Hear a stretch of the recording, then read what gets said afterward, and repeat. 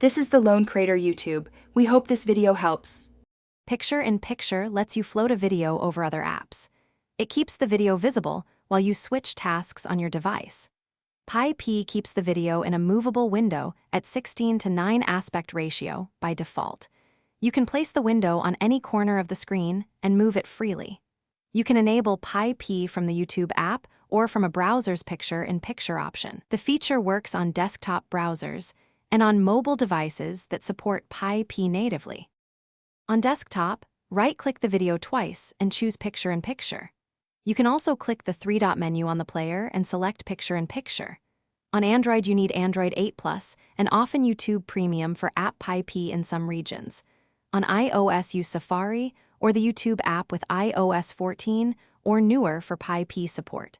In Chrome and Edge, built-in PyP works without an extension on most systems. Keyboard shortcuts vary by browser, but menus are consistent. You can resize the PyP window by dragging a corner to roughly 3.5 inches if needed.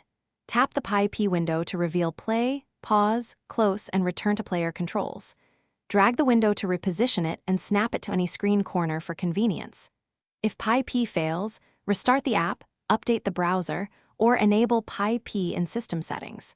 Remember that YouTube Premium may be required for background playback and some PyP behaviors. For persistent issues, clear cache or check for OS updates that add PyP.